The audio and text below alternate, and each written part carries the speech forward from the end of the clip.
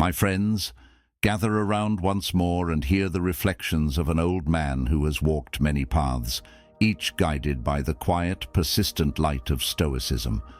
I have witnessed over the years how precious time and focus are, two treasures that, once lost, cannot be easily regained. Men in their prime, from their late 20s to the doorstep of old age, often find themselves pulled in 1,000 directions, distracted by the clamor of modern life and the ceaseless churn of obligations. So it is that I wish to speak to you about 10 essential Stoic principles to reclaim your time and focus. And while these may be labeled principles, you will not find them set apart in tidy bullet points.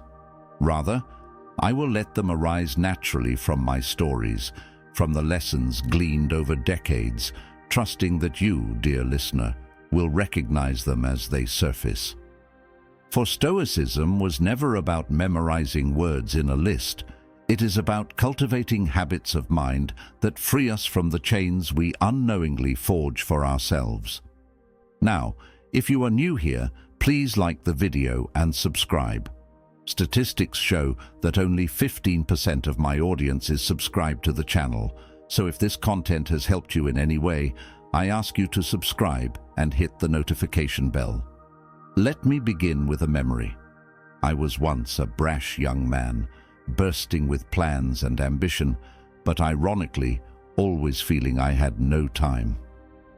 I juggled countless tasks, striving to impress superiors and peers alike, believing that if I crammed enough accomplishments into my day, life would reward me with a sense of worth.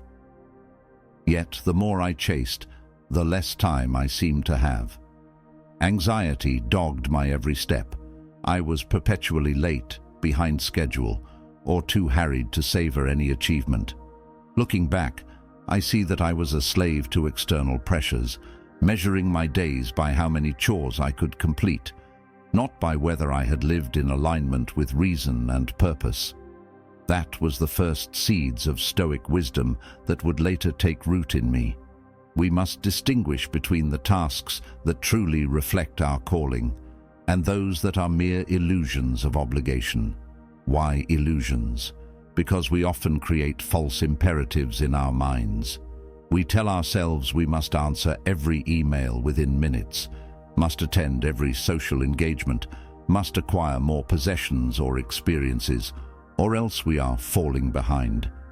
Yet Stoicism teaches that time itself is neutral, a measure of change, neither friend nor foe. It is our use or misuse of time that grants it significance. If we choose to fill our days with trifles or distractions, then we squander life's most precious resource. But if we choose deliberately, focusing on what truly matters, our moral development, our relationships, our meaningful contributions, then we will find that time, though finite, is sufficient for living well. Thus emerges the first principle embedded in the Stoic tradition. To reclaim your time, you must become a discerning judge of which pursuits truly serve your higher purpose and which are but empty motions stirred by vanity or fear. You might ask, how does one develop such discernment? The Stoic approach is twofold. We cultivate self-awareness, and we anchor ourselves in a vision of what a life well lived looks like. Marcus Aurelius would often write about how trivial most things are from a cosmic vantage. He implored himself not to let petty concerns or ephemeral desires steal precious mental space. So let me urge you to practice a simple reflection. Each morning, ask yourself what tasks or actions, if done wholeheartedly, would bring you closer to your ideals. Be that moral strength, mastery of your craft, or deeper connections with those who matter most. Then, each evening, review whether your day was spent in alignment with those intentions, or if you let yourself be swept up in a storm of minor obligations that add little to your true sense of fulfillment. In doing this, you train your mind to spot the difference between duties that actually matter, caring for family, developing your skills, honoring promises, and false duties that only nibble away at your focus. Over time, you become more adept at saying no, for you realize that each yes to trivia is a no to something of greater worth. But let me weave in a story that highlights how these Stoic principles can unfold in ordinary life. There was a time in my middle years when my job demanded frequent travel, and I found myself constantly on the move, living out of a suitcase, forever responding to calls, emails, messages. My family saw little of me, and even when I was home, I was half absorbed in planning the next trip. One day, my young son asked me if I could set aside an evening to help him with a school project. Absurdly, I felt anxious. Could I spare that time? My schedule was packed, my mind was buzzing with tasks. Then it dawned on me. Had I become so consumed by external demands that I would balk at spending an evening with my child? I realized that if I could not even reorder my priorities to give my son the attention he deserved, my sense of time was truly out of sync. So I cancelled some lesser engagements, informed colleagues I would be offline for that evening, and devoted myself to my son's project. What a gift it turned out to be, not only for him but for me as well. I saw, with clarity, how precious those moments of undivided focus can be, and how ephemeral the so-called professional urgencies often are. In that small act, I reclaimed a bit of my time, aligning it with what my conscience told me was right. This experience captures the second principle that Stoicism quietly teaches, that we must guard our time as vigilantly as a fortress, not letting external claims upon us override the deeper duties we owe to ourselves and those we love. Another dimension of time reclamation arises from the Stoic conviction that we should neither dwell excessively on the past nor become consumed by the future.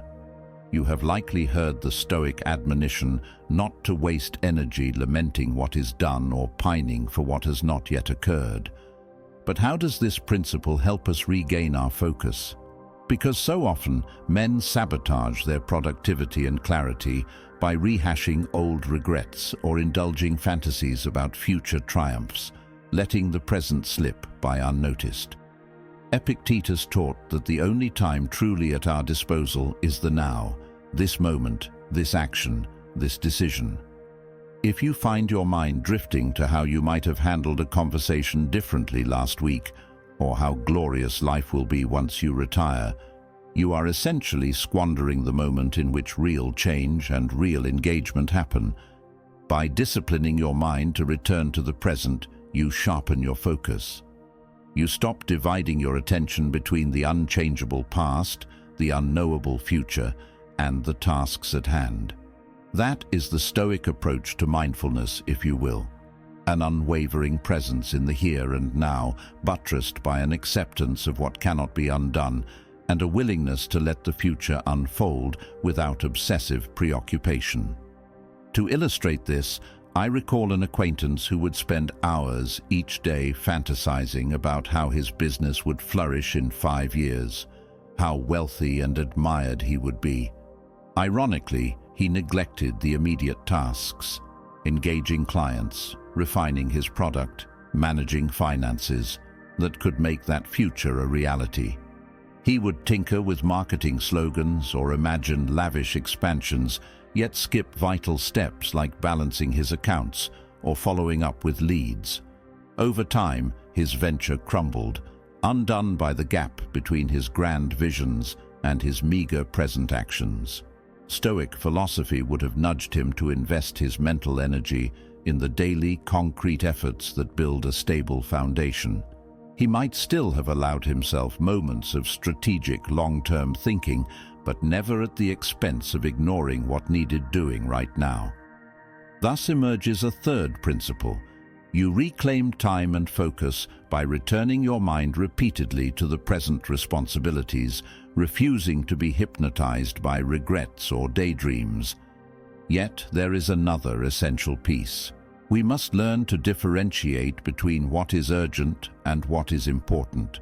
Seneca famously wrote that certain tasks feel pressing but carry little enduring value, while others may appear less time-sensitive yet contribute greatly to our growth or to the welfare of those around us. Modern life abounds with notifications, messages, calls, each clamoring for immediate attention, each masquerading as urgent. The Stoic mind sees past this noise, asking, will this matter tomorrow, a week from now, or a year hence? If the answer is no, then we do not give it priority. By practicing this Stoic triage, you do not let your day be hijacked by trivial urgencies. You funnel your energy into undertakings that genuinely move you forward. Perhaps you do not check your email incessantly. Maybe you disable certain alerts on your phone. Some might label this approach unresponsive or inflexible, but Stoicism encourages us to place virtue and true value above the demands of ephemeral tasks. In being selective, we are not lazy or negligent. We are simply refusing to scatter our focus on that which yields no real benefit. This leads us to a fourth principle: reclaim your time, by distinguishing between what screams for attention and what truly deserves it.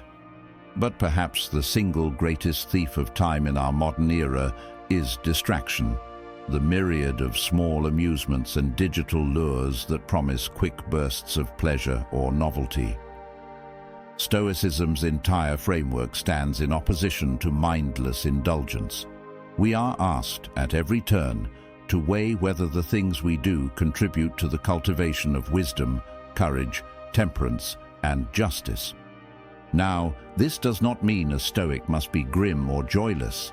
It simply means that we do not let fleeting diversions dominate our precious hours.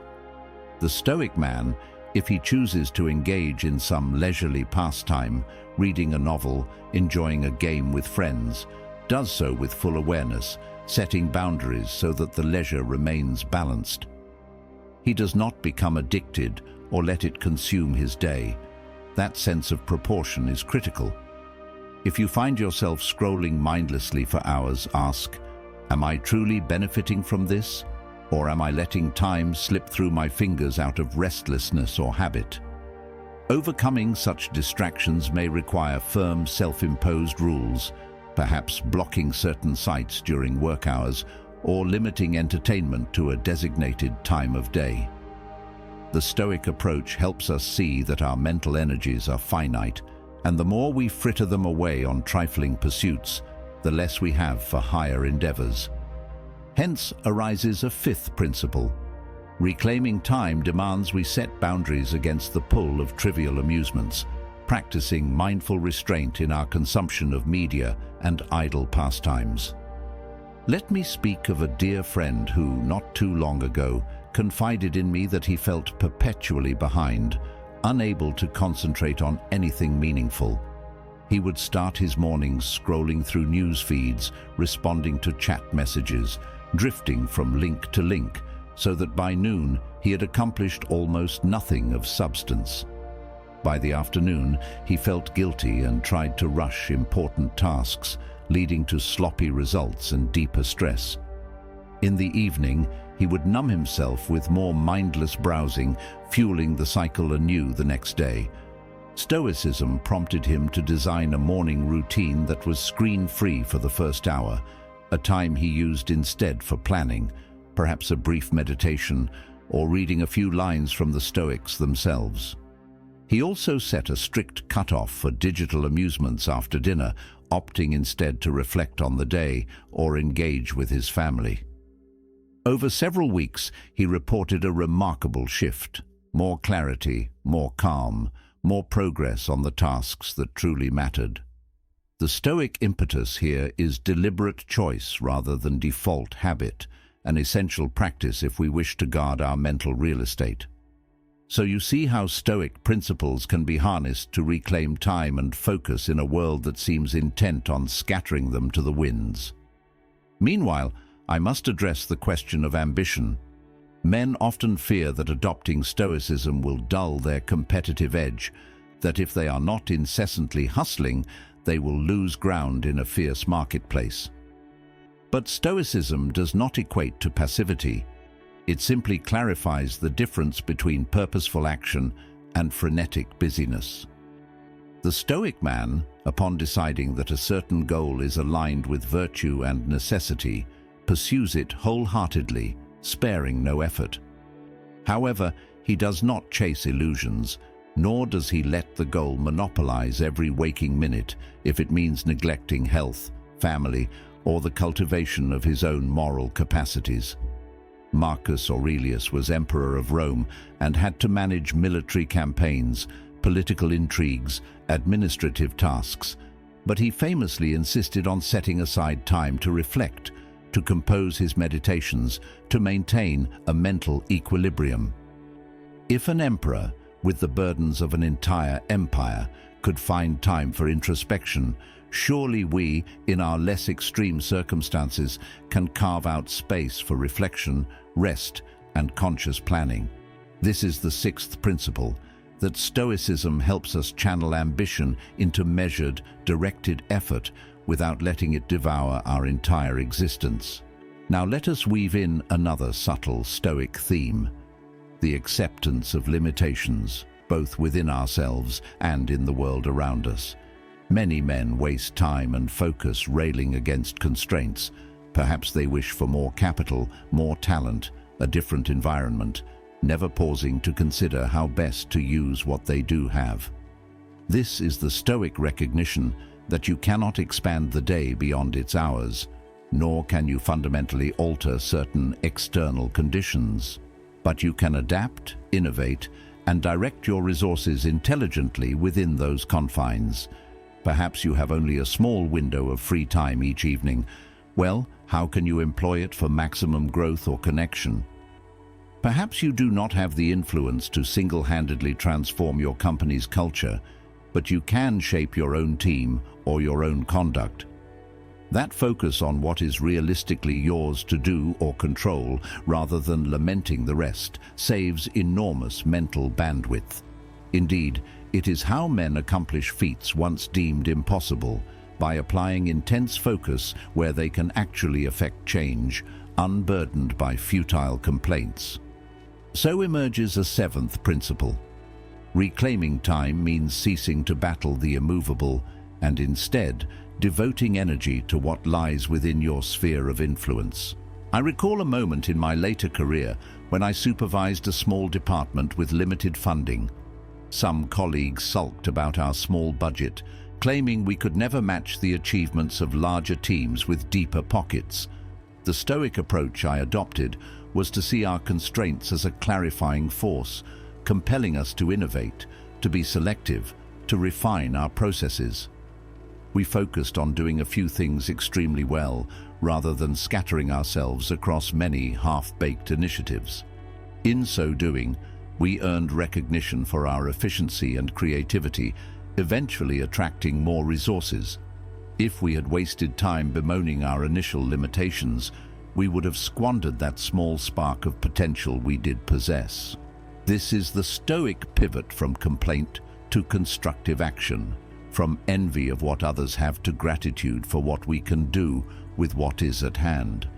To amplify our command over time, Stoicism also encourages a kind of mental discipline that defends us from emotional turbulence.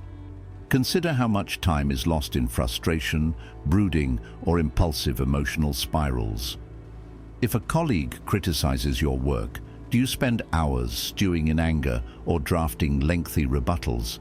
Or do you, like the Stoic, pause to weigh the validity of the criticism, glean any useful feedback, and disregard the rest? By managing our emotional reactivity, we prevent ourselves from throwing away hours or even days nursing grudges. This is not Stoic numbness, it is Stoic composure. We feel the pang of criticism, acknowledge it, but do not let it overshadow our obligations.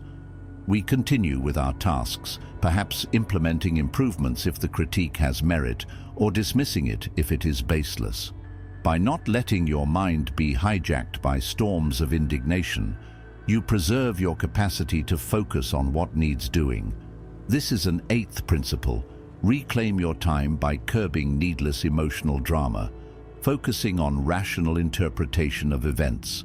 One day, I witnessed a co-worker spend an entire afternoon ranting about an email that slightly questioned his competence. He took the remark as a grievous insult, replying with scathing messages, fueling more conflict. The back and forth devoured that entire day, leaving him bitter and drained. In stark contrast, if he had read the email, extracted whatever constructive feedback was relevant, politely clarified his position, and moved on, he would have conserved hours of mental clarity. That is the Stoic difference between reacting and responding. Reacting is impulsive and driven by wounded ego, while responding is measured, guided by the question, what action best aligns with reason and virtue? Over time, these small forks in the road accumulate, determining whether we walk the Stoic path of calm efficiency or the frenzied path of sabotage. In synergy with emotional composure is the Stoic idea of negative visualization, which can help you remain unperturbed by sudden disruptions. Suppose you plan your day meticulously, with a clear schedule that you believe will optimize your productivity. Then an unforeseen crisis arises, a family emergency, a major client issue, or a personal mishap. Many men respond with panic or meltdown, cursing the world for breaking their plan, losing hours in emotional upheaval. The Stoic practice of negative visualization prepares you by occasionally envisioning that such disruptions can and will occur, so that when they do, you greet them not with shock, but with readiness. You adapt, address the crisis calmly, and rework your schedule without succumbing to despair. This Stoic resilience, ironically, helps reclaim time because you do not let unexpected events derail your entire day or week. Instead of floundering, you pivot. That is the 9th principle. Keep a mental readiness for adversity so that you can respond with flexible composure rather than letting your entire plan collapse in panic. Finally, I must speak to a principle that ties them all together: gratitude. Men often equate Stoicism with a stern, joyless approach, but in truth, Stoic texts brim with appreciation for life's simple wonders. Marcus Aurelius would note the beauty in nature's cycles, the brilliance of the cosmos, the uniqueness of each moment. Seneca wrote about the gift of life itself, cautioning us not to fritter away our brief span in trivial pursuits. Gratitude in the Stoic sense is not an emotional high, but a grounded recognition that each day is a chance to practice virtue, to forge meaningful bonds, to refine our understanding of the world. When you approach your tasks with gratitude for the opportunity to learn, to serve, to create, you transform even mundane actions into something purposeful. This wards off the burnout or cynicism that kills motivation. You reclaim your time by realizing it is not an endless commodity, but a precious resource to be savored, not merely endured. This is the 10th principle. Adopt a stance of gratitude, for it aligns your focus on what matters and prevents you from sleepwalking through your days, letting them be stolen by distractions or regret. Now, having woven these Stoic insights together, let me reflect on how you might incorporate them without feeling overwhelmed. Stoicism is a lifelong discipline, not a quick fix. You do not, in one day, become perfectly discerning about tasks, immovable in the face of distraction, impervious to emotional storms. Rather, you improve step by step. This is where a daily Stoic reflection, a brief morning and evening practice, can prove invaluable. In the morning, you might read a short passage from a Stoic source or recall one of these principles, setting an intention to remain mindful of it that day. For example, today, I will not let trivial urgencies override my deeper goals. Then, in the evening, you examine how you fared, acknowledging progress or lapses without condemnation, but with resolve to do better tomorrow. Over weeks, you will notice subtle but real shifts in how you allocate your time, how you prioritize tasks, how you respond to emotional triggers or external demands. Consider also the role of mentorship or community. In ancient times, Stoics gathered in schools, discussing and debating how to apply their philosophy to daily life. In our era, you might find a like-minded friend or a small group to share experiences, how you overcame a particular distraction, how you handled an emotionally charged moment with stoic calm. Such mutual reinforcement can keep you accountable. Or you might read or listen to teachings by modern interpreters of Stoicism, gleaning fresh perspectives on timeless truths. The key is consistency. Remind yourself often of the Stoic lens on life so that it becomes second nature to pause and ask, is this action truly in line with my values, or am I squandering time on trifles? One might object, but what if I truly enjoy some of these distractions? Must I cut them out entirely? The Stoic viewpoint is not puritanical. It does not forbid leisure or pleasure, as long as these do not enslave you. If watching a short comedy show helps you unwind and return to your responsibilities with renewed energy, that is no vice, provided you keep it in moderation. The problem arises when leisure or amusement grows beyond reason, consuming hours that should be devoted to more pressing endeavors or eroding your presence with loved ones. Stoicism advocates measured enjoyment, always with an eye on whether the activity aligns with your overarching sense of purpose. Does it help you recharge, or does it become an escape from facing difficulties? That is the crux. By being honest with yourself, you avoid slipping from mindful relaxation into mindless indulgence. To bring this first portion to a close, let me emphasize one final idea, that every moment you fritter away is a moment that could have been invested in building something meaningful, be it your craft, your character, or the well-being of those you care for. This is not meant to guilt you into constant work, but rather to awaken you to the fleeting nature of life. Even the longest human span is short compared to the ages of the universe. If you let trivialities consume your hours, you risk looking back in old age with regret at the greatness you might have achieved, the relationships you might have nurtured, the joys you might have fully embraced. Stoicism, with its relentless focus on conscious choice and moral alignment, offers a pathway to fill your days with intention. By filtering out distractions, realigning with your values, and mastering your emotional states, you seize the hours you do have and ensure they count. And so we have, in a less enumerated way, touched upon the essence of these 10 Stoic principles that help reclaim time and focus. In the next parts, we shall delve deeper, exploring more stories and practical techniques to embed these teachings in your daily routines so that you might experience firsthand the liberation that arises when your time is truly your own, guided by reason and shaped by virtue. For now, take a moment to consider how your day has unfolded thus far. Have you let your mind be pulled in 100 directions, or have you steered yourself with clarity and purpose? And if the answer is the former, do not despair.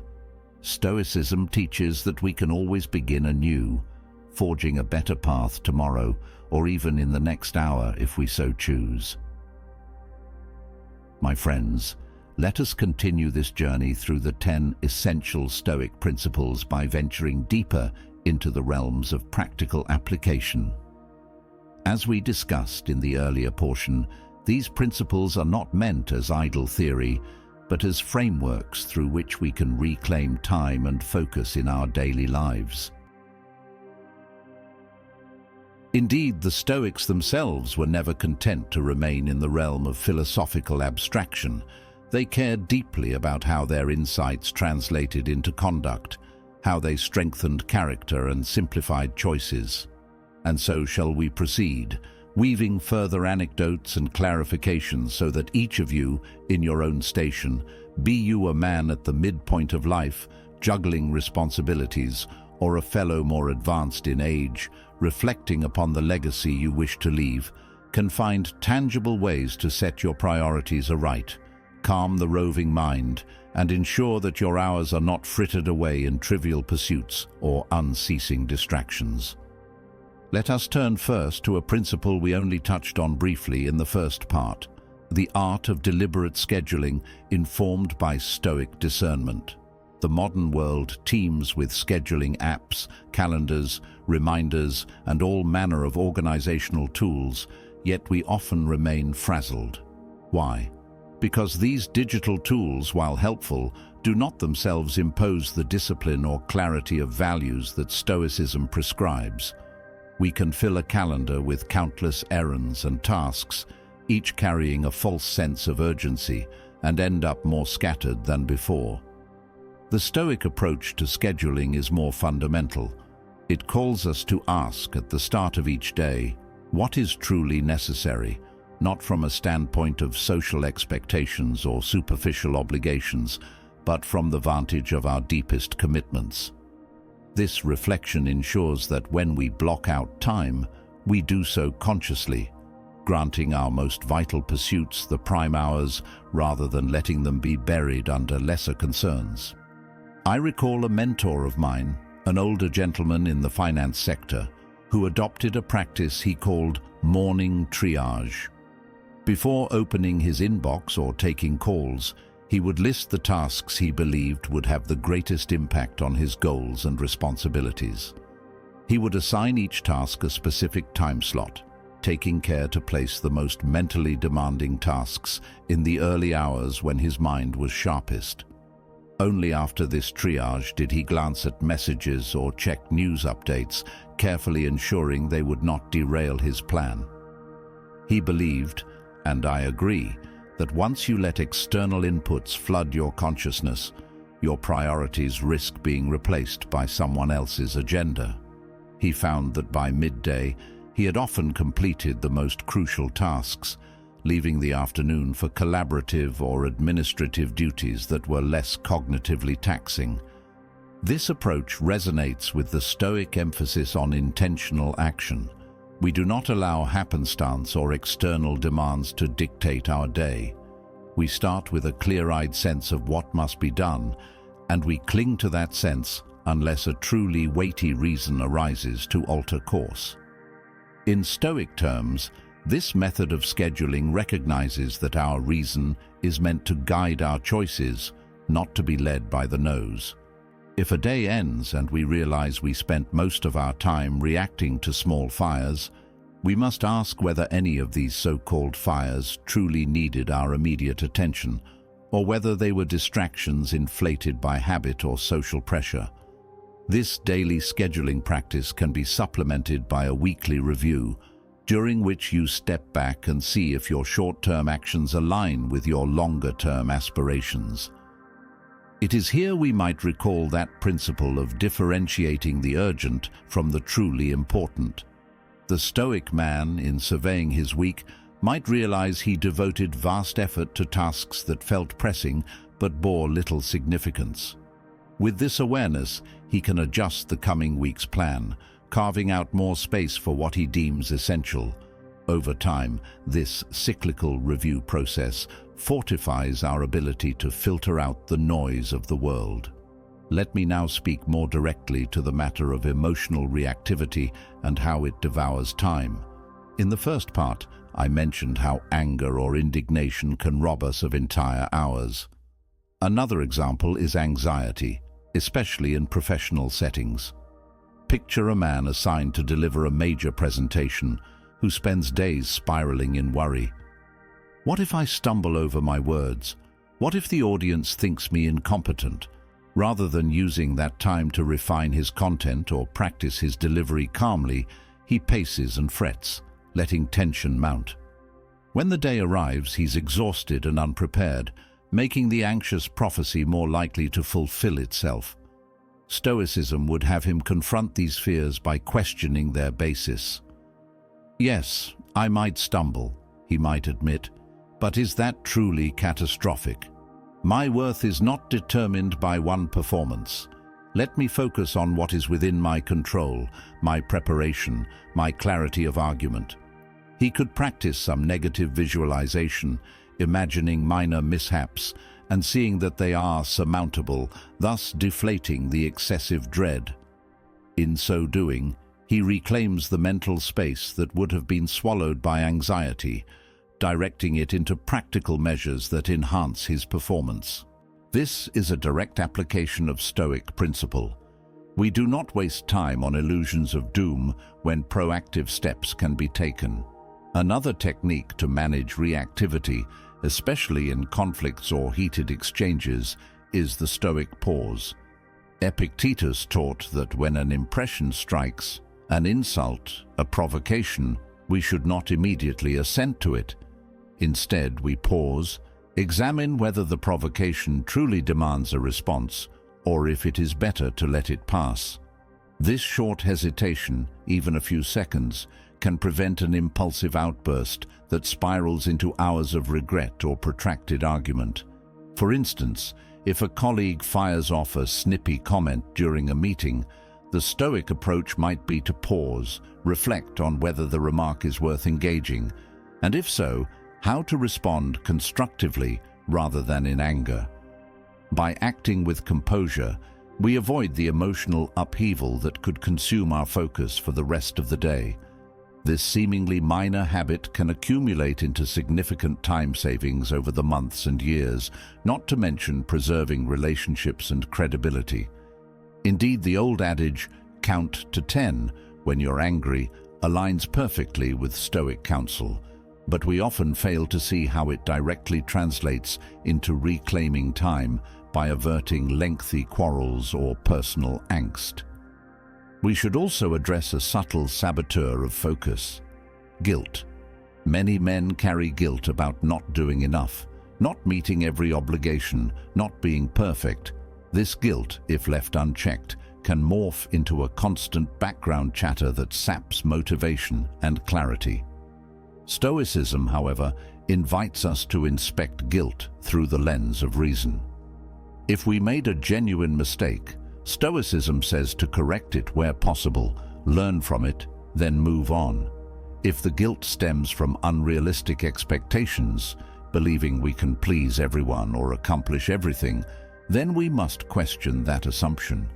Time is finite. Stoic acceptance of limitation teaches us that it is impossible to be all things to all people. By identifying which commitments truly reflect our core duties and which are driven by guilt-laden compulsion, we free ourselves from an emotional burden that otherwise chews away at our mental bandwidth. As we apply this logic, we find ourselves less inclined to say yes out of guilt or fear of disappointing others, and more inclined to act from a clear understanding of our capacity and values. This, in turn, reclaims focus that would otherwise be lost in anxiety or resentment. Let me relay a story of a client from my consulting days. A middle-aged professional who juggled family, demanding work, and community roles. He constantly felt behind, apologizing to everyone for not doing more. His guilt led him to overextend, piling commitments onto his schedule until he was chronically exhausted and ironically did each task poorly. A Stoic framework helped him differentiate essential responsibilities, providing for his family, fulfilling core job requirements, nurturing key relationships, from optional extras that flattered his sense of being needed but ultimately drained him. By gracefully declining some volunteer roles and social requests that he took on purely out of guilt, he found more time for quality interactions with loved ones and for conscientious performance at work. His guilt subsided, replaced by a sense of calm authenticity. He had recognized that to do a few important things well was more stoically virtuous than to attempt everything and fail or burn out. Thus, the ancient principle that we cannot be everywhere at once or everything to everyone served as a guide to structure his life more sanely. Now let us delve a bit further into a practice we mentioned, the evening review or reflection.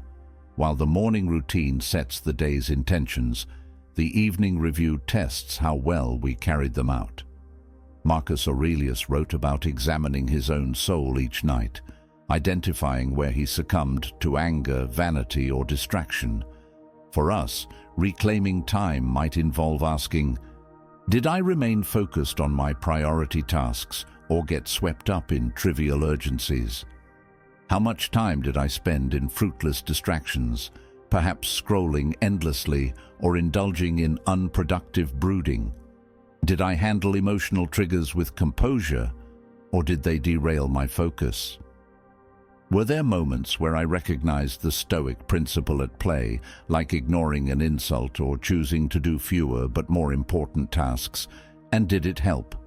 You might jot these thoughts in a journal or simply muse on them in solitude. The goal is not self-flagellation, but honest assessment. Over weeks, patterns emerge.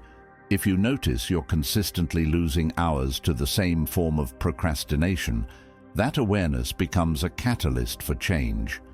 If you see that a certain type of email or phone call triggers anxiety, you can devise strategies for coping, perhaps checking email at set times rather than continuously or politely redirecting calls that aren't crucial. This iterative process, a hallmark of Stoic practice, ensures that each day builds upon the lessons of the last, gradually refining how you allocate your most precious resource, your attention. In parallel, you might incorporate negative visualization, specifically regarding time scarcity. Picture scenarios where you lose a chunk of the day unexpectedly, a power outage, a personal emergency, a surprise deadline. How would you cope? If you anticipate such disruptions, you become more flexible, more willing to adapt your schedule without panic. You might also picture the end of your life, a sober Stoic exercise, asking how you would feel about the way you spent the hours if they were truly nearing their end. Did you devote enough attention to what nurtures your spirit or betters the world, or did you chase countless trifles, never feeling satisfied? This is not meant to be morbid, but clarifying. It aligns with Seneca's assertion that we often act as though life is endless, squandering days.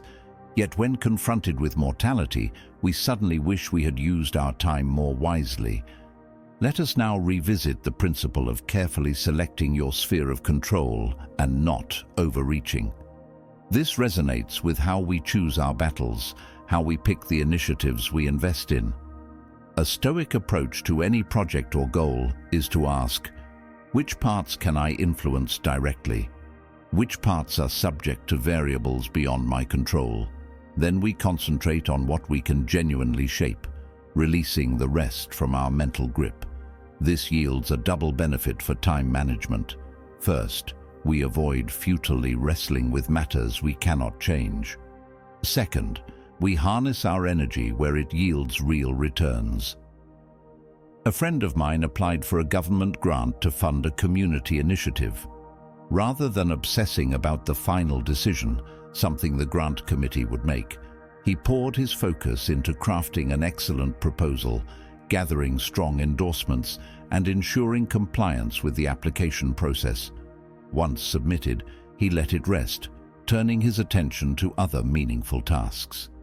If he spent day after day fretting about whether the committee would favor him, it would do nothing but waste time. He had done all he could. Stoicism taught him to let the outcome unfold. And should the outcome prove unfavorable, Stoicism also readied him to either try again or pivot to a different funding avenue. That composure itself saved him countless hours of worry. We would be remiss not to discuss the synergy between Stoic principles and modern productivity techniques. While ancient Stoics did not speak of time blocking or Pomodoro sessions, their emphasis on intervals of focused effort aligns well with such methods. Consider the practice of working in defined segments, 25 or 50 minutes of deep focus, followed by a short break, ensuring you do not let your mind wander or half-work while checking messages. The Stoic element here lies in the discipline not to yield to every impulse of curiosity or every beep from your device during those intervals. By telling yourself, for the next half hour, I will attend solely to this task, ignoring all else, you enact a Stoic boundary against distractions. You might even find it useful to recast these productivity hacks in Stoic terms. Each work session is a chance to exercise constancy and single-mindedness, while each break is a deliberate rest, not a slip into unbounded procrastination. You have now reached the halfway mark of the video. I congratulate you for trying to become a better version of yourself, and I also humbly ask you to leave a comment, as it helps my channel immensely. If you do not know what to comment, just write "better" every day, so I know you reached this far. And don't forget to subscribe for more content like this. Also, I've linked some books on Stoicism that helped me become the man I am today, and will also help you achieve a Stoic mindset. Moreover, Stoicism counsels that we reflect on the quality of our tasks, not just their quantity. The modern world often lauds those who produce more emails sent, more reports written, more hours logged, but Stoicism suggests that many of these outputs could be meaningless if they do not serve a genuine purpose. Thus, you might incorporate a principle of less but better, reminiscent of the Stoic notion of living in harmony with nature by doing well what is necessary. Instead of trying to produce more content or attend more meetings, aim for deeper engagement, more thoughtful contributions, and a more refined outcome. This, in turn, can drastically reduce time wasted on busy work that yields superficial results. I knew a colleague who prided himself on sending 24 emails before lunchtime, but if you looked closely, half were redundant or unclear, spawning further confusion and more emails. A Stoic approach would have him send fewer, more carefully crafted messages, sparing everyone the waste of clarifications. Let us not forget, too, that Stoic clarity about time extends beyond the workplace. Our personal lives, our downtime, also benefit from mindful allocation. Some men sabotage their free hours by drifting aimlessly through them, emerging at bedtime feeling neither rested nor enriched. Perhaps they half-watch television, simultaneously browsing social media, never fully present in either. The Stoic alternative is to ask, how do I wish to spend these evening hours in a way that nourishes me and aligns with my values? It might be reading literature, engaging in a hobby, or having a genuine conversation with a loved one, or simply resting in quiet reflection. By treating leisure as a purposeful choice rather than a default drift, we rescue our personal time from mediocrity. We do not let free hours slip through a sieve of fragmented distraction. One might then ask, but is there no room for spontaneous fun in Stoicism? Certainly there is. The Stoic does not banish spontaneity. The difference is that we do not let spontaneous impulses commandeer our entire schedule without considering how they mesh with our broader commitments. If an old friend unexpectedly invites you for a walk in the park, Stoicism need not forbid you from accepting. If it genuinely serves your need for connection or rest, and does not irrevocably derail a critical obligation, then by all means enjoy the spontaneity. However, if you let every random whim or invitation pull you in, you risk never achieving the deeper goals you set.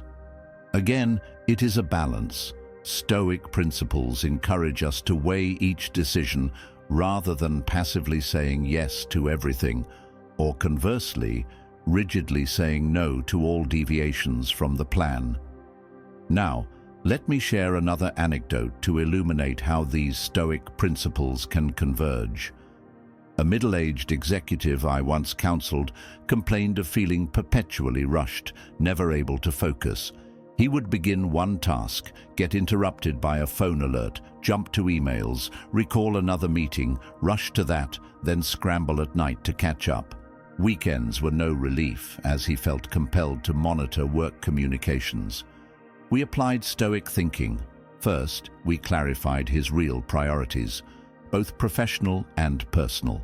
We found that he needed, for his main professional objective, blocks of uninterrupted time to think strategically.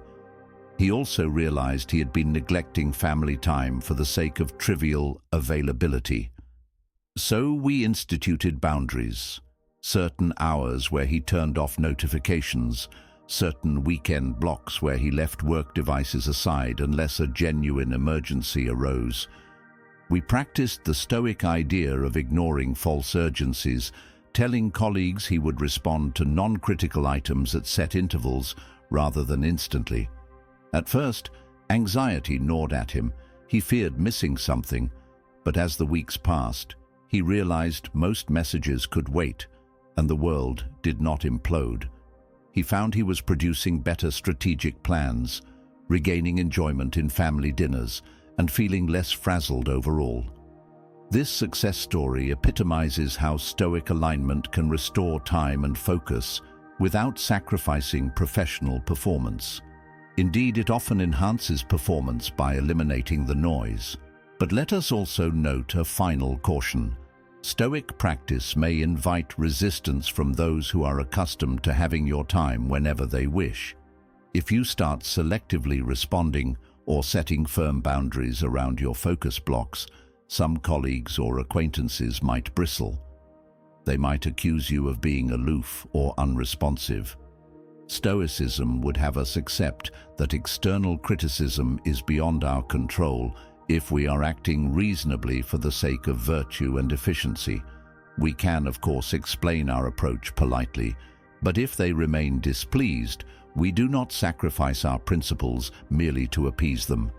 This is where Stoic courage enters, the willingness to remain steadfast in our chosen course, provided we have examined it rationally and found it worthy. The ephemeral disapproval of others does not overshadow our commitment to living rightly and making the most of the time allocated to us by fate. In parallel, beware of letting Stoic focus turn into cold rigidity.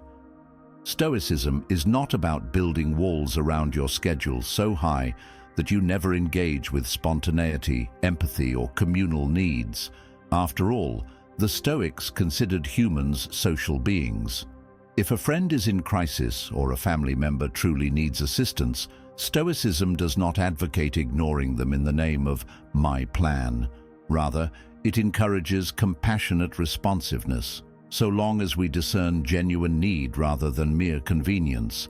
The difference is that we do not let trifling social obligations or manipulative requests hijack our day under the guise of being helpful. We weigh each request carefully, remain open to genuine emergencies, and politely decline or defer lesser demands if they encroach upon core responsibilities. This fosters an environment where we are reliably present for what truly matters, rather than being scattered by every passing whim. Let us now turn to how we can maintain motivation over the long haul. Adopting Stoic time management is rarely a one-shot shift. We might enthusiastically set boundaries, carve out focus blocks, and resist distractions for a few days or weeks, only to backslide under pressure. Stoicism's long tradition of daily reflection, journaling, and philosophical reminders can help us stay on course. You might keep a small notebook or digital note where you briefly track each day's adherence to your time priorities. When you notice a lapse, like spending an hour on a social media rabbit hole, write it down. Consider why it happened. Were you avoiding a difficult task? Were you seeking a quick dopamine fix out of boredom or stress? By identifying the triggers, you equip yourself to address them next time. As weeks pass, this record becomes a map of your evolution, showing patterns of improvement or slippage. This gentle self-observation lies at the heart of Stoic practice. We become our own coach, guiding ourselves with patience rather than berating ourselves or pretending all is fine. In some cases, you might also cultivate an accountability partner. This person, perhaps a trusted friend or colleague, can check in periodically and ask how well you are adhering to your Stoic approach to time. You might share your goals, like avoiding a certain distraction or committing to a specific block of deep work each morning, and let them know if you succeeded or if you struggled. This external accountability can reinforce your internal discipline. If you fear it's un-Stoic to rely on another for support, recall that even the ancient Stoics valued community, dialogue, and counsel. Epictetus taught in a school, and Marcus Aurelius often mentioned seeking wisdom from those he admired. Having a partner or group does not negate your personal responsibility. It amplifies it, providing feedback and encouragement. Let me also underscore the role of celebration or acknowledgement when you make progress. While Stoicism maintains that virtue is its own reward, a little self-affirmation can help reinforce new habits. If you successfully implement a week of disciplined scheduling, or if you catch yourself resisting an emotional spiral that would have wasted hours, pause to note the accomplishment. You might write a brief line in your journal, or simply reflect in gratitude that you acted in harmony with your convictions. This small recognition cements the neural pathways that encourage similar behavior next time. Over time, as these Stoic behaviors become more natural, you need less overt celebration, but in the early phases, it can be a motivator. We have come far in discussing how Stoic principles, discernment, emotional composure, acceptance of limits, minding the difference between urgent and important, setting firm boundaries, cultivating reflective routines, can yield control over our time and sharpen our focus. But we must not forget one last crucial dimension: how we handle rest and leisure. The Stoic does not believe in unrelenting labor until we collapse. We are human after all, and part of living well is allowing ourselves periodic rejuvenation. The difference is that we rest intentionally, choosing activities that restore our mind or foster bonds with loved ones, rather than mindlessly drifting into empty diversions that leave us as drained as before. We might read philosophy or take a walk in nature, or share a leisurely meal without the intrusion of digital pings. Such deliberate repose, aligned with Stoic calm, can return us to our duties refreshed, not further scattered. Indeed, if you come away from your rest feeling more centered, more at peace, then you have used that time in a Stoic manner. If, by contrast, you finish a weekend of binge-watching only to feel numb and anxious, it suggests that kind of rest was actually an unthinking escape, not a nourishing interlude. Observing these outcomes helps you refine your leisure choices. To wrap up this second portion, let us summarize the central themes. Stoic scheduling that begins with priorities and rational triage. Emotional management that avoids time-consuming conflicts or anxieties. A willingness to say no to guilt-driven commitments or trivial tasks.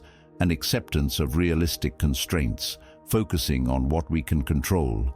Strategic use of productivity techniques in harmony with Stoic discipline.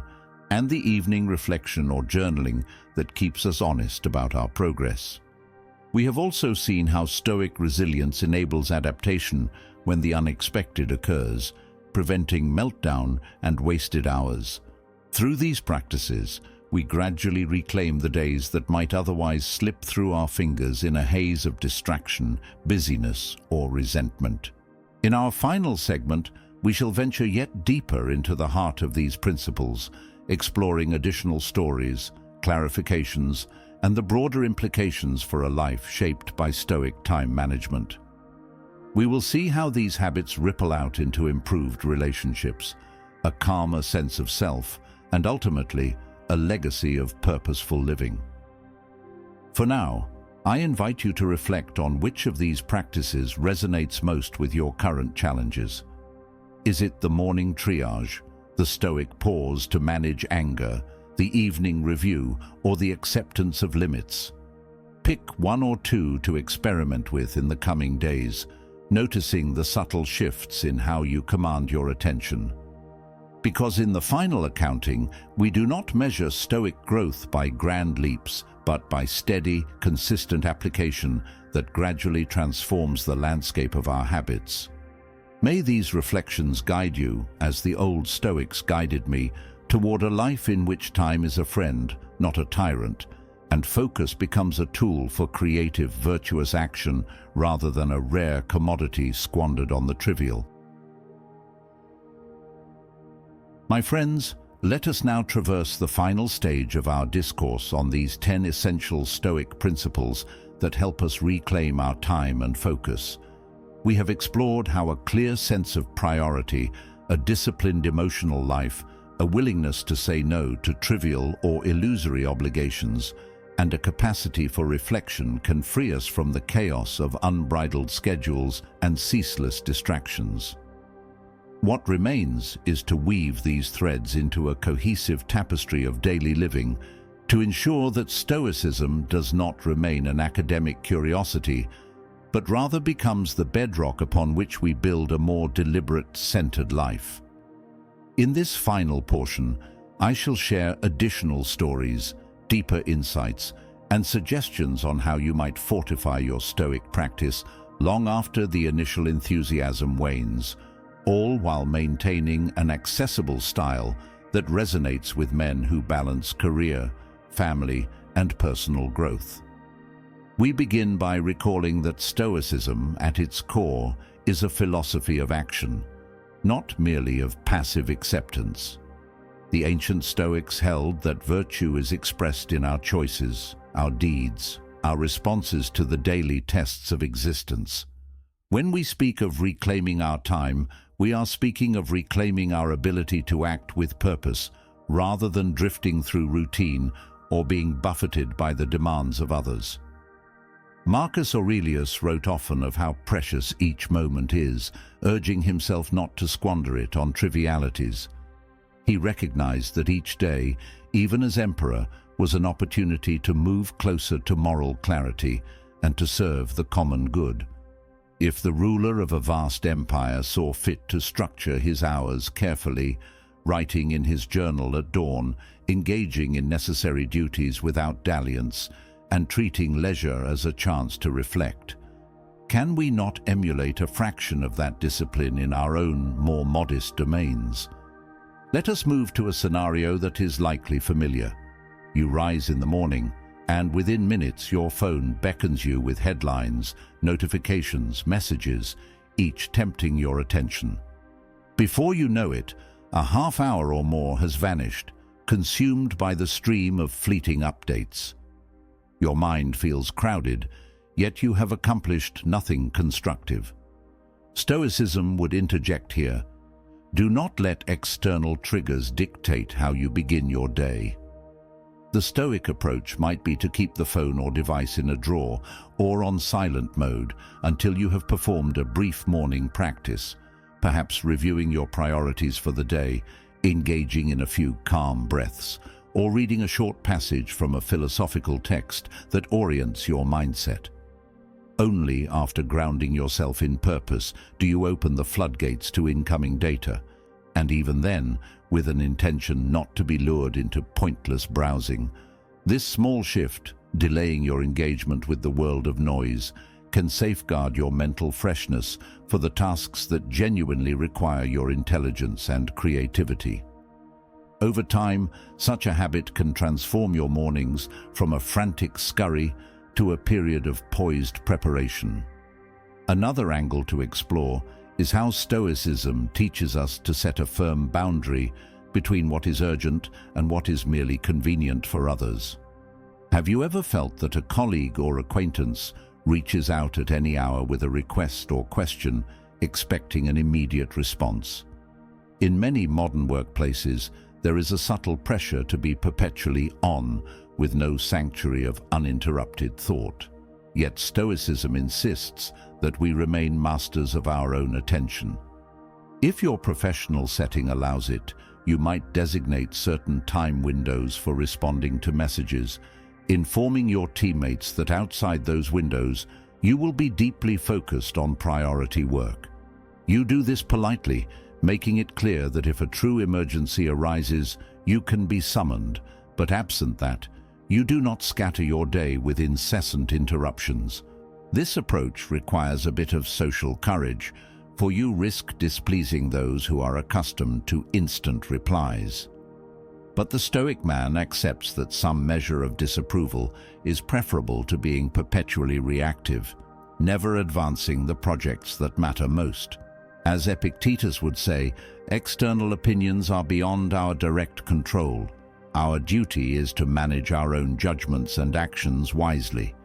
If you approach this boundary setting with calm explanation, I work best in focused blocks, so I'll check messages at these intervals. You might be surprised how quickly others adapt or even follow suit, recognizing the wisdom behind it. We might consider next the question of how to handle those fleeting impulses that arise in the mind, little sparks of curiosity that lead us astray. Perhaps you are diligently working on a report, yet a stray thought tells you to check a certain fact unrelated to your immediate task. You search, then see a link to something else interesting, and 15 minutes pass in aimless clicking. By the time you return, your mental thread is lost, and you must rebuild momentum. Stoicism teaches us to watch these impulses with the same vigilance we use to watch strong emotions like anger or envy. In effect, we treat them as impressions that need to be tested. Is this impulse aligned with my present goal, or is it a tempting detour? If it is a detour, we do not repress it or panic. We simply note it, perhaps jot it down as a reminder to look into after we've finished the current block of work. Then we return to the task at hand. Over time, this discipline prevents the fracturing of our attention. We become more adept at staying in a mental flow state, something the Stoics never explicitly labeled, but certainly exemplified in their focus on single-minded action. A friend once described how he conquered his habit of letting random ideas derail his progress. He kept a small notepad by his workspace. Each time a distracting thought popped into his mind, say a curiosity about a sports score or a fleeting urge to check social media, he wrote it down quickly. That simple act acknowledged the impulse but did not indulge it. Later, during a designated break, he reviewed the list. Often, he realized half of the items no longer felt urgent or interesting. This method, though mundane, aligns perfectly with Stoic caution. We do not blindly obey every mental whisper, we subject it to scrutiny. By capturing distractions briefly and returning to the main task, he safeguarded his focus. This technique echoes the Stoic principle of measuring each impression, asking whether it serves the greater good of the moment. We should also revisit the concept of negative visualization, but this time regarding the daily disruptions that can sabotage our plans. Let's say you have meticulously planned your day, allocating time for a key project. Suddenly your child falls ill or a car malfunctions, forcing an unexpected trip to the mechanic. The Stoic who has practiced negative visualization is less rattled. He anticipated that life can upend his schedule, so instead of panicking, he calmly revises, "I must care for my child or address this breakdown now. The project will be deferred but not abandoned. I accept this detour and proceed."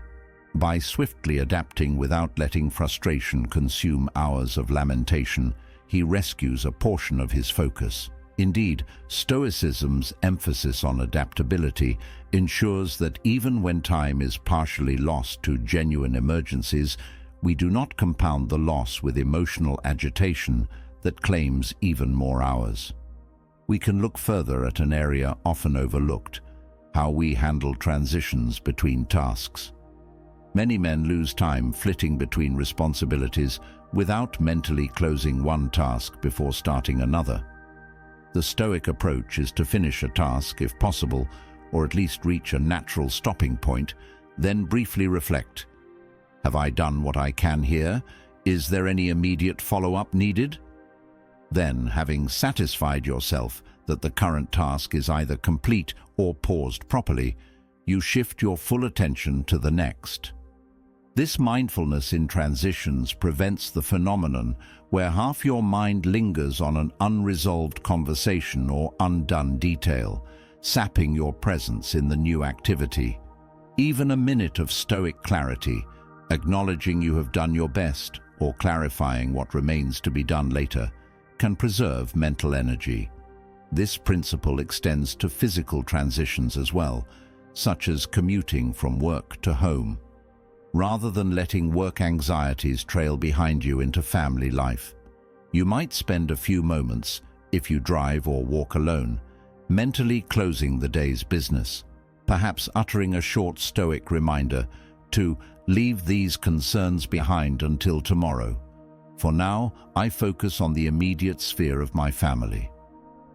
In that way, you re-enter your home environment mentally available, not perpetually tethered to office matters. We have not yet discussed the Stoic emphasis on living according to nature. The ancients believed that to live well is to act in harmony with our rational nature and our place in the greater cosmos. How does this translate to reclaiming time and focus? It teaches us that certain rhythms, like rest, physical movement, social interaction, are part of our natural constitution. If we deny ourselves sufficient sleep or become sedentary, we violate the basic conditions of a healthy human life. Eventually, our capacity to concentrate deteriorates, and we find ourselves unproductive despite long hours at the desk.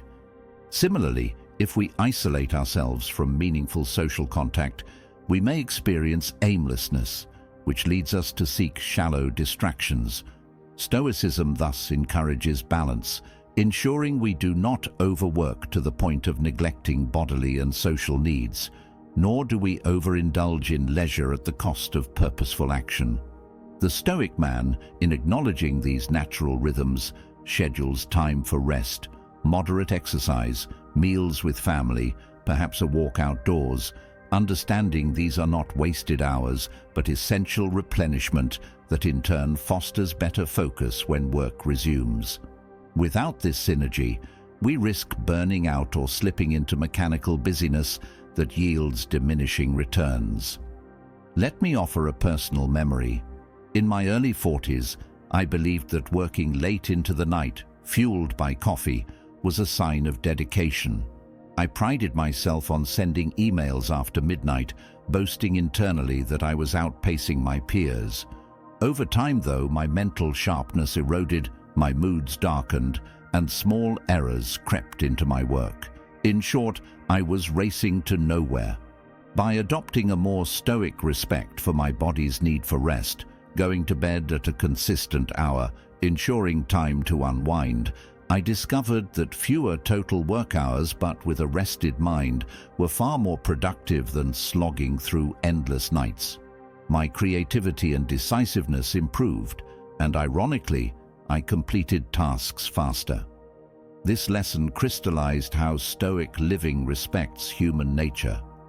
We are not machines to be run at full capacity without breaks. We are organisms that flourish under balanced conditions.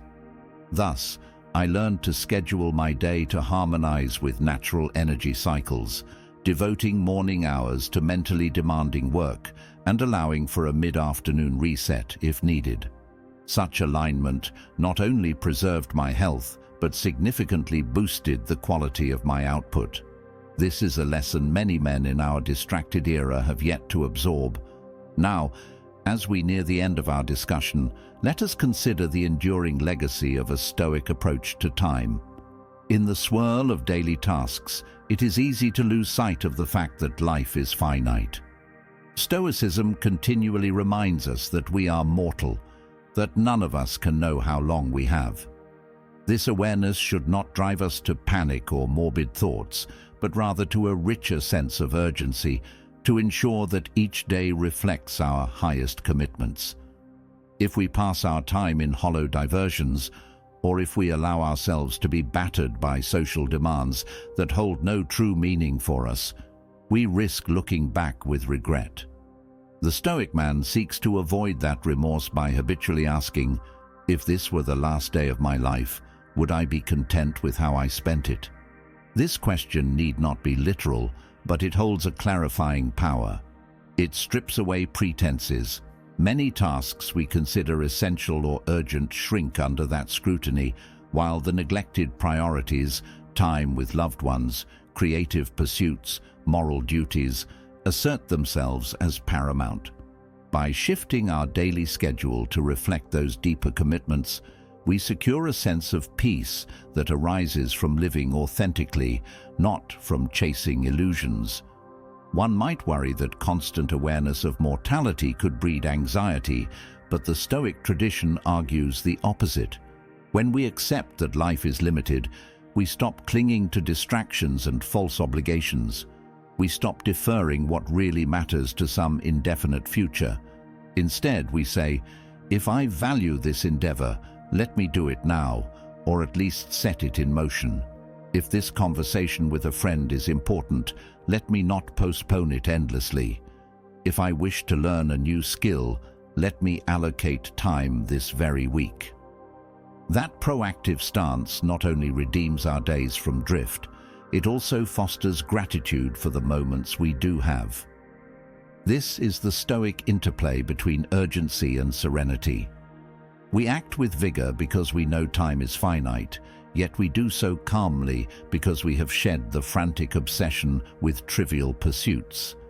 It is a balance that requires practice, but once cultivated, it can revolutionize how we experience our waking hours. We would do well, in closing, to remind ourselves that Stoicism does not guarantee a life free of external turbulence. Unexpected events, conflicts, and demands will still arise. What Stoic practice promises is that we will not compound these difficulties with our own disorder. We will not let minor provocations balloon into rage that steals half a day, nor will we let an unexpected errand unravel our entire schedule. We approach challenges with the discipline of one who has rehearsed adversity in the mind, who remains anchored in a sense of purpose, rather than flailing at every disruption. Consequently, each day feels more under our stewardship, more attuned to reason rather than whim or compulsion. That sense of self-mastery, however partial, is deeply liberating. Let me share a final story that brings many of these principles together. A younger colleague, newly promoted, found himself overwhelmed by the sudden expansion of his duties. He complained that there were simply not enough hours to handle the onslaught of tasks and messages. I suggested we review how he spent a typical day. We discovered he was constantly flipping between email, chat, and phone calls, seldom devoting more than a few minutes of concentrated effort to any single priority. He also lamented that he had to attend every meeting he was invited to, believing it rude to decline. When we applied Stoic reasoning, we saw multiple solutions. First, he grouped his email and chat checks into 2 or 3 windows per day, informing his team that outside those windows, he'd be focusing on substantive tasks. Second, he politely declined some recurring meetings that offered no real value, explaining that he was happy to read the minutes or provide updates by email. Third, he carved out morning blocks for deep work, resisting any interruptions unless a genuine emergency arose. Lastly, he practiced Stoic acceptance that not every item could be done in a single day. Thus, he prioritized his top 2 or 3 tasks and let minor tasks wait or be delegated. Over the following weeks, he found that far from harming his reputation, these steps earned him respect for his clarity and efficiency. He felt less scattered and discovered that the hours he used to lose in unfocused activity were reclaimed for genuine accomplishments. He even reintroduced some personal interests he had shelved, as he no longer needed to stay late every night. This transformation was a textbook case of Stoic principles in action: honest assessment of what matters, disciplined refusal of false urgencies, emotional composure in the face of potential pushback, and a willingness to let smaller tasks sit if they did not align with his core objectives. As we conclude, let us circle back to the overarching message. You too can adopt these Stoic practices in small increments, beginning with a morning intention, an evening review, a careful approach to scheduling, boundaries against frivolous demands, respect for natural limits like sleep and restorative breaks, and a constant awareness that time is a finite gift, not to be wasted. Over weeks and months, these habits coalesce into a life of greater harmony, one in which your focus is not perpetually hijacked, your emotions remain steadier, and your sense of purpose infuses even mundane tasks with meaning. You will find that those around you respond differently. Some may admire your poise, others may test it. But the Stoic path does not hinge on external validation. It rests on the quiet confidence that comes from living in alignment with reason. In the swirl of modern life, with its unrelenting pace, Stoicism stands as a beacon reminding us that we need not surrender to chaos. We can choose to shape our days by our values, not by the cacophony of external demands. We can protect the space needed for reflection, for nurturing relationships, for honing our crafts. We can do fewer things, but do them more thoughtfully. We can remain unbowed by the swirl of fleeting opinions, and we can find in each moment, however brief, an opportunity to act with virtue and composure. This is what I hope you carry from our explorations, that Stoic principles are not abstractions to be admired from afar, but tools to be wielded daily, forging a life that is truly yours, unburdened by wasteful diversions and fueled by a steady, reasoned will. Let these words stand as our final exhortation. Do not fear the discipline Stoicism asks of you. Embrace it as the discipline that liberates you from aimlessness and shallow busyness, returning you to the present, to the tasks that matter, and to a sense of inner tranquility that no external commotion can fully disrupt. In that tranquility, you will discover that your time and your capacity to focus is no longer a scarce commodity parceled out in anxious fragments, but a steady current you guide toward fruitful ends. You will taste the satisfaction of completing endeavors aligned with your deepest values, the warmth of being truly present with loved ones, and the peace of mind that comes from having tamed the impulses and distractions that once ruled you. That is the gift of Stoic living, a life reclaimed from the clutches of haste, a soul unencumbered by empty obligations, and a heart free to pursue what is truly worthy. May you find it so each morning as you rise to greet the day, each evening as you lay your head down in calm reflection, content in the knowledge that your hours were spent wisely, guided by the calm flame of Stoic reason. Now, if any part of this message has been helpful to you, leave us your like and comment, helping the algorithm recommend it to someone who needs it at this time.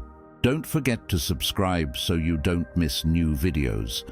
And if you look through the videos we've already uploaded, you're sure to find something to take with you. Have a good day.